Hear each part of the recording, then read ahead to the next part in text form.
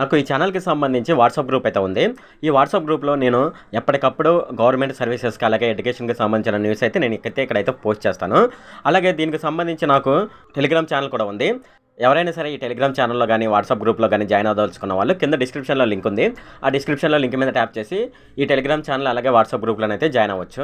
Hi friend, ఈ వీడియోలో నేను చెప్పేది ఏంటంటే ఆంధ్రప్రదేశ్‌లో కరెంట్ ఛార్జీలు అనేది భారీగా పెరిగిపోతున్నాయి అన్నమాట. ఇందులో నిజమెంత అనే విషయాలు మనం ఈ వీడియోలో డిస్కస్ చేద్దాము. అంతేకాకుండా మనం ట్రైన్‌లో ఆన్లైన్ ద్వారా టికెట్ బుక్ చేసుకొని ట్రైన్‌లో ప్రయాణించాలంటే కంపల్సరీగా ఐడీ కార్డ్ అయితే ఉండాలన్నమాట. అయితే ఐడీ కార్డ్ లేకపోతే ఇకపై మీరు ఆన్లైన్ ద్వారా టికెట్ బుక్ చేసుకొని ప్రయాణిస్తున్నా సరే మీరు టికెట్ లేకుండా ప్రయాణిస్తున్నారని చెప్పేసి మీ మీద జరిమానాను అయితే విధించే అవకాశం అయితే ఉంది.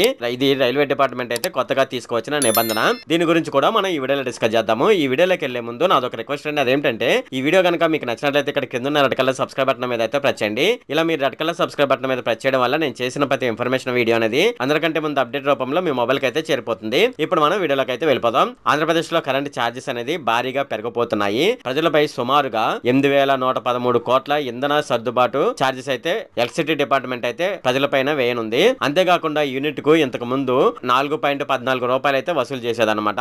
అయితే ఇప్పుడు అది 6 రూపాయల 19 పైసల వరకు అయితే భారం అయితే పడే అవకాశం అయితే ఉంది. 3 డిస్కంలు దాఖలు చేసిన ప్రతిపాదనలపై ఏపీఈఆర్సీ ఈ నెల 18న వీడియో కాన్ఫరెన్స్ ద్వారా ప్రజల అభిప్రాయాలు అయితే తీసుకోనుంది. 2022-23 విద్యుత్ కొనుగోలు చేసిన ఖర్చులకు సంబంధించి ఈ ఛార్జీలు అయితే వసూలుకు నవంబర్ లో ప్రతిపాదనలు అయితే సిద్ధమవుతున్నాయి.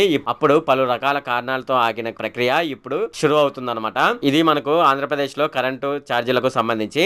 అంతేకాకుండా రైల్లో రిజర్వేషన్ చేసుకున్న వాళ్ళు టికెట్ తో పాటు ఏదైనా ఐడి కార్డు తప్పనిసరిగా తీసుకువెళ్లాలని రైల్వే అధికారులు అయితే సూచిస్తున్నారు. సో ఇది ఏ విధంగా బుక్ చేసుకున్న వాళ్ళకని మనం చూసుకున్నట్లయితే తాత్కాల్ టికెట్లు బుక్ చేసుకున్న వాళ్ళకి అలాగే ఈ టికెట్ అంటే ఆన్లైన్ ద్వారా టికెట్ బుక్ చేసుకుంటాం కదా, వాళ్ళకు కంప్యూటరైజ్డ్ ప్యాసింజర్ రిజర్వేషన్ సిస్టమ్ అని పిఆర్ఎస్ ఒకటి ఉంటుంది. దాని ద్వారా బుక్ చేసుకున్న వాళ్ళకి అలాగే ఇంటర్నెట్ ద్వారా టికెట్ బుక్ చేసుకున్న వాళ్ళకి వీళ్ళైతే కంపల్సరీగా అయితే ఐడి కార్డ్ అయితే తీసుకువెళ్ళవలసి ఉంటుంది. ఒకవేళ మీరు ఐడి కార్డు తీసుకెళ్లేదనుకోండి, మీరు టికెట్లు లేకుండా ప్రయాణిస్తున్నారని చెప్పేసి టీసీ మీ పైన అయితే జరిమానా విధించే అవకాశం అయితే ఉంటుంది. అయితే టీటీఈ అడిగినప్పుడు గుర్తింపు కార్డును చూపించకపోతే టికెట్ లేనట్లుగా పరిగణించి జరిమానా విధిస్తామని హెచ్చరిస్తున్నారు. ఒకరి టికెట్ తో మరొకరు ప్రయాణించడాన్ని అరికట్టేందుకు ఈ నిర్ణయం అయితే తీసుకున్నట్లు వాళ్ళైతే చెప్తున్నారు. ఏ ఐడి కార్డులు అంటే ఇప్పటి వరకు మన ప్రభుత్వం జారీ చేసిన 12 రకాల డాక్యుమెంట్లు అయితే ఉంటాయి అనమాట. ఆ 12 రకాల డాక్యుమెంట్ లో ఏదో ఒకటి మనం ఐడి కార్డు గా తీసుకువెళ్ళవలసి ఉంటుంది. ఇది ఫ్రెండ్ ఈ వీడియోలో. ఫ్రెండ్ ఈ వీడియో కనుక మీకు నచ్చినట్లయితే ఇక్కడ కింద ఉన్న రెడ్ కలర్ సబ్స్క్రైబ్ బటన్ మీద అయితే ప్రెస్ చేయండి.